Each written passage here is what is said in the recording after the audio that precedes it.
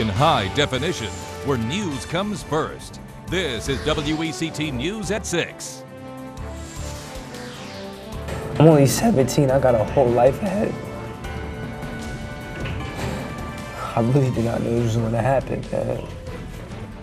One of the people accused of killing a teenager in downtown Wilmington is speaking for the first time. It's an exclusive interview you'll see only on WECT. Daniel Henry is setting the record straight tonight in an emotional and compelling interview from jail. He admits he was there when Joshua Prouty was killed last week, but Henry says he shouldn't have to pay for the crime. WECT's Nadine Mazer has more of the gripping story tonight. Nadine? John Fran, Henry, who is just 17, is taking responsibility for his actions. But when the thought of spending the rest of his life in jail crosses his mind, he says someone else should do the time. My intention was not for nobody to lose their life. It really was not my intention. Every second that dude's face is in my head, because that was not my intention. Daniel Henry says he will never forget Joshua Prouty. If I could rewind back, I would listen to my conscience. The damage is done. At just 19 years old, police say Prouty's life was cut short because of one bullet and 4 people. I feel as though I'm not a cold-blooded killer. I'm not. Did I pull the trigger? No. Henry says this man, Quintel Grady, is responsible for the murder. He put the gun to his head and said, "It's a robbery, like, give me what you got." And dude, Josh was like, "Man, I don't have anything. Why y'all, like, y'all robbing the wrong one?" It soon turned into a robbery gone wrong. We're just trying to find out how to make a quick buck, you know? The group took $10 from Prouty, who took 1 bullet to the head. I sat there for a minute. I was stunned, like, shot him. I just sat there for a good, like, a minute before I ran, you know? Henry says Grady bought a .357 revolver just hours before they crossed paths with Prouty. Didn't listen to my conscience. We left the house, linked up with a couple so-called friends. These friends are now Henry's cellmates, forced to live with the fact that one family will never see Josh again. I just want to tell Josh's parents, man,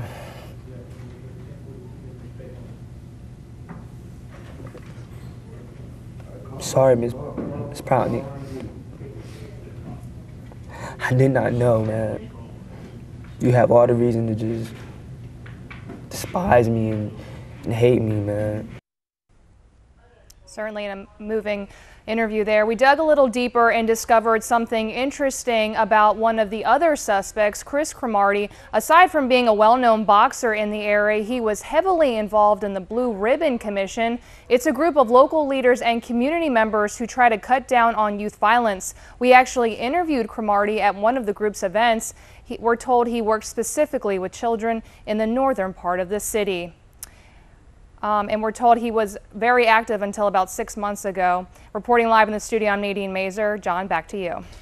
Nadine, thanks. Now you can hear more of Henry's jailhouse interview. It's on our website. We posted the entire thing on WECT.com. You can go there right now, click on this story that's on the homepage.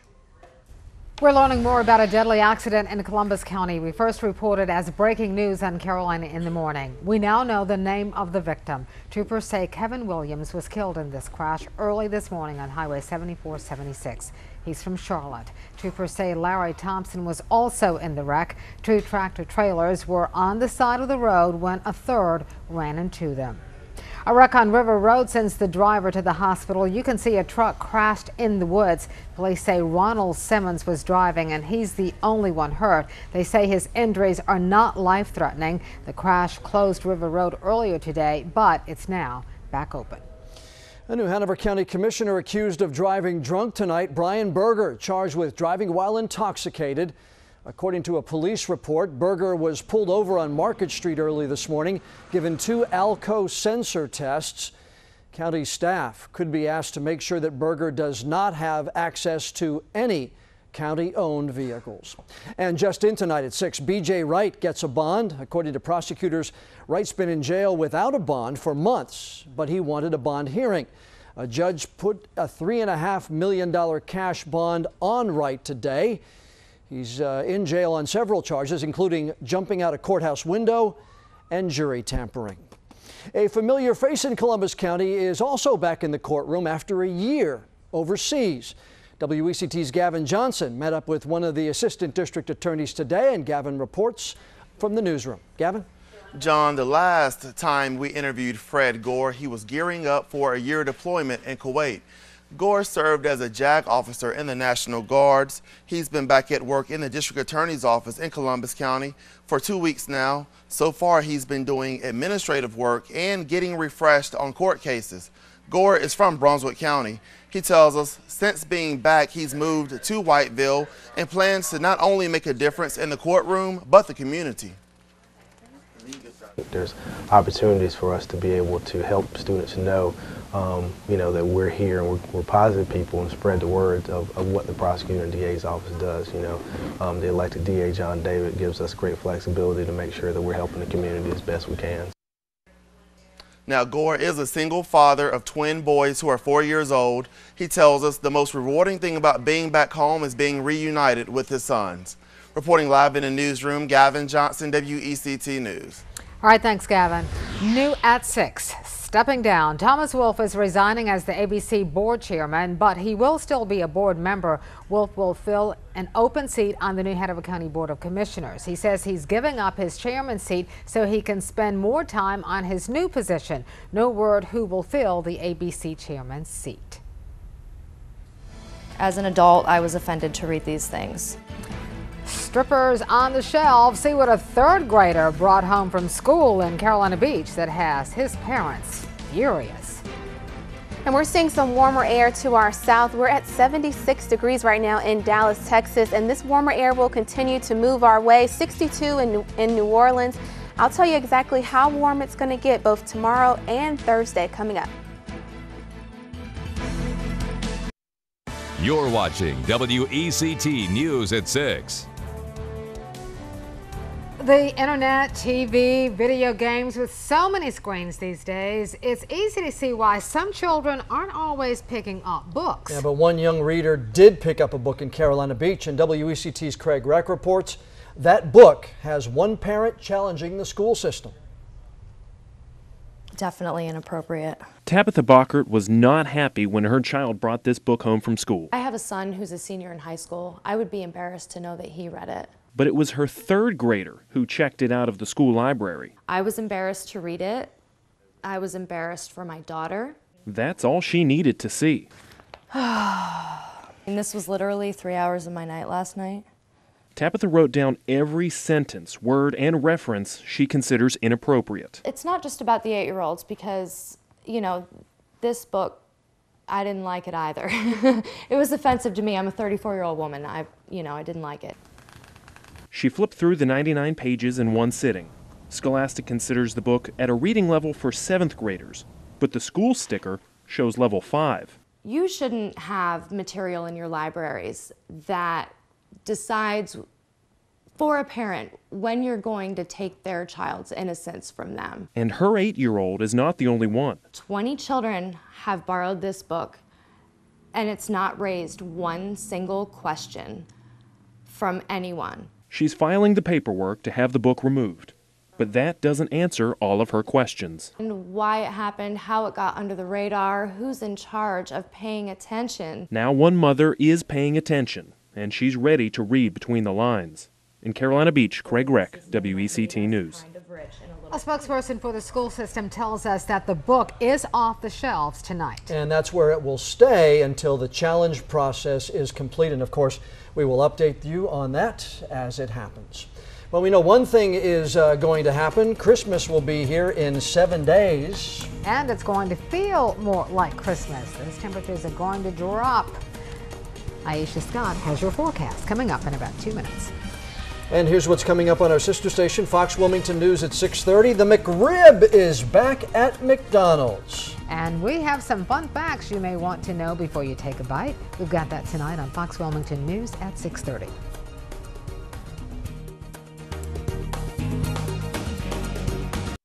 Now, Aisha Scott with First Alert Weather.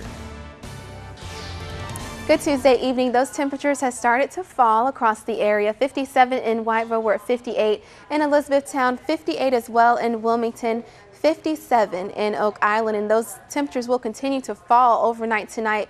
And when those winds start to become calm across the area, we'll see those temperatures fall even more. But right now, they're dying down just a little bit. We're at 10 miles per hour in Wilmington, 9 miles per hour in Lumberton. Calm readings right now in Whiteville, but winds are out of the west, so those westerly winds are going to warm us up tomorrow and into your Thursday. Now, satellite and radar were quiet across the southeastern portion of the United States as high pressure is in control.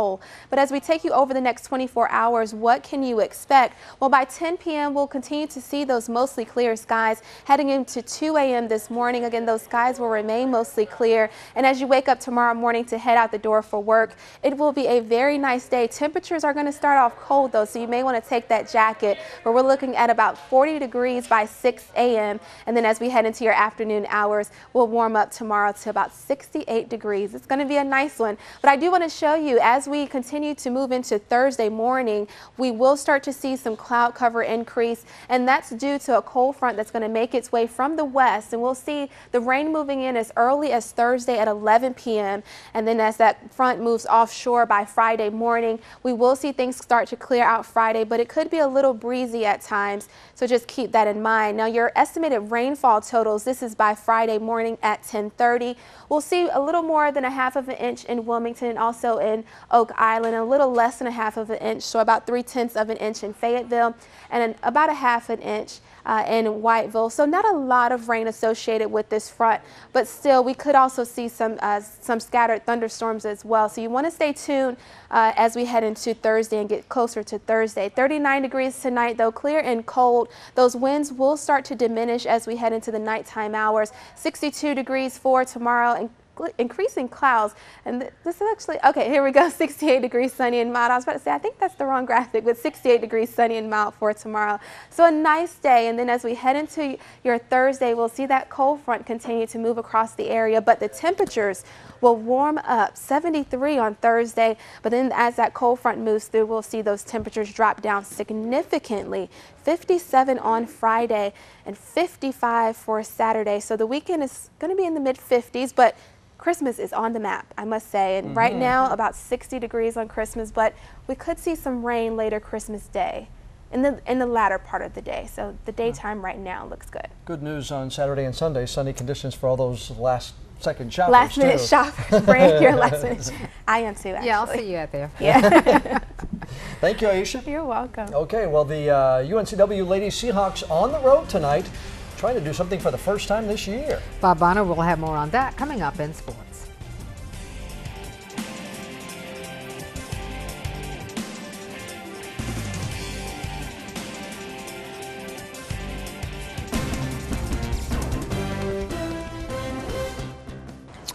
Our hearts mourn for the friends and families of those killed in the unspeakable horror that took place in Newtown, Connecticut last week. As the nation grapples to understand how something as terrible as this could happen, we desperately try to come up with prevention measures. The conversations and debates are mostly centered on weapons and gun control, and it appears this tragedy may be leading to more meaningful dialogue and the possibility of strengthening gun laws. But please pay attention to the discussions taking place about how this country deals with mental illness. Most experts agree that we blew it when most of the mental health care was shifted into the mainstream of health care. It had disastrous effects on those needing the services as well as those now trying to provide those services. We may never be able to prevent each and every mass killing, but we shouldn't stop trying to come up with prevention measures. That means two issues, weapons and mental health, must be addressed. It's not all about guns. It's plain to see that weapons and mental illness contribute to any of these senseless mass killings. That's my turn. Now it's your turn. Comment on this segment or anything else, email me at yourturn@wect.com. This is Bob Bonner with your WECT Sports. In this season of giving, Adele Harris may be hopeful her team's trip to Cincinnati will end with a parting gift, a win, something the Lady Seahawks yet to do on the road this season. At 1-6, UNCW's only win came at home, and speaking of home, Xavier playing its final home day of the calendar year tonight, so a win will put them over the 500 mark inside the Cintas Center. The Lady Musketeers coming off a home loss, though, to Wright State on Saturday. Tonight's game starts a busy week for UNCW. The team then gets back in the bus after the game tonight, heads to Kentucky for a Thursday game at Northern Kentucky before then breaking for the holiday season. Now, Adele Harris won't have Diana Venezia in the lineup tonight, and she might not have her back at all this season. The junior guard, out indefinitely with an ACL tear, had surgery to repair the damage last week. She did not travel with the team to Cincinnati tonight. As a sophomore, she came off the bench to appear in 16 games last season in very limited minutes. And while the ladies are out of town, the men will bring basketball back to Trask Coliseum tomorrow night. Buzz Peterson and company hosting UNC Greensboro Wednesday in their final game before the team goes its separate ways for the holidays. And just like the women, the men's team could use an early present to help with their holiday cheer. UNCW taking a 2-game losing streak with them into Wednesday's game with the Spartans. For it not to become 3, well, Coach Peterson's team needs to learn from its recent mistakes. We've got to do a better job of going inside out. I felt like last 2 games, Georgia Tech, they hit some of those shots and they got comfortable and had some quick possessions. It carried over to the last game against Davison, and we can't have that. 25th ranked NC State trying to shed a bad memory tonight when they host Stanford at 9 o'clock. Last year, the Cardinal closed the game on a 17-1 run to edge the Pack 76-72.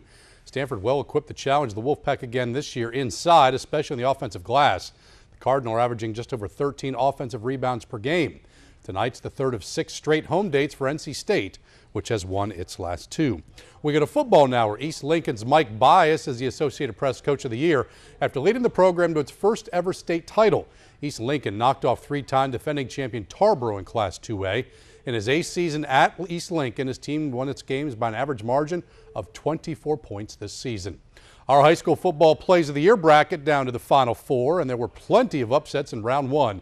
The lower seeded play won in 3 of the 4 matchups. Only 2 will move on to next week's final round, and the top seed is still alive. To vote, just log on to wect.com/sports, navigate down the page of the high school football plays of the year, click on a matchup, watch the plays, and pick out the one you think is the best. We announce the winner on the final day of the month.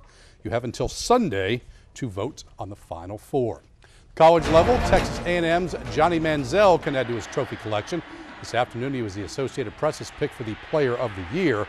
The freshman quarterback collected 31 votes to 15 for Notre Dame linebacker Manti Te'o, which I was in Disney World when I heard that he didn't actually win the Heisman Trophy, and I was shocked. Really? Yeah, I thought Te'o was a lock. A definite. Yeah.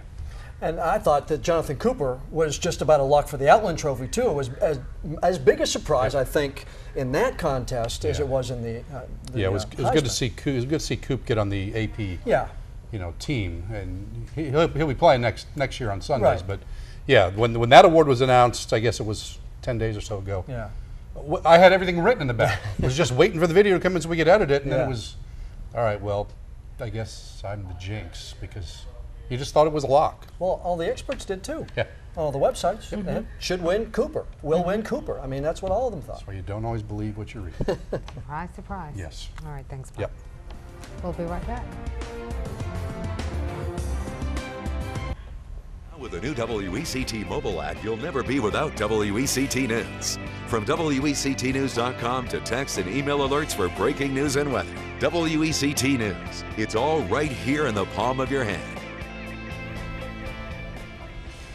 We'll drop down to 39 degrees tonight as the winds start to die down and those clouds continue to move off the shore. That will allow our temperatures to drop even more. So 39 for tonight in Wilmington, 39 at the beaches, 36 inland. Those winds will diminish as well, mainly as we head into the midnight hours. But for tomorrow, really nice. 68 degrees on Wednesday, 73 on Thursday. We could see some scattered showers, also thunderstorms on Thursday though, but we'll drop significantly on Friday, 57 on Friday in the mid-50s for the weekend. Christmas is in the forecast now, so about 60 degrees right now looks like, and we have a slight chance of some showers late Christmas Day. Good thing is Santa can fly up and over those showers. Exactly. And shut down when he needs to. Right. Crazy. Christmas is in the 7-day forecast. That means it is right around the corner. Okay, This gotta year go. is Gotta go gone. shopping. That's going to do it for us. Thanks a lot for watching. We hope to see you back here at 11 o'clock. I'll see you out shopping.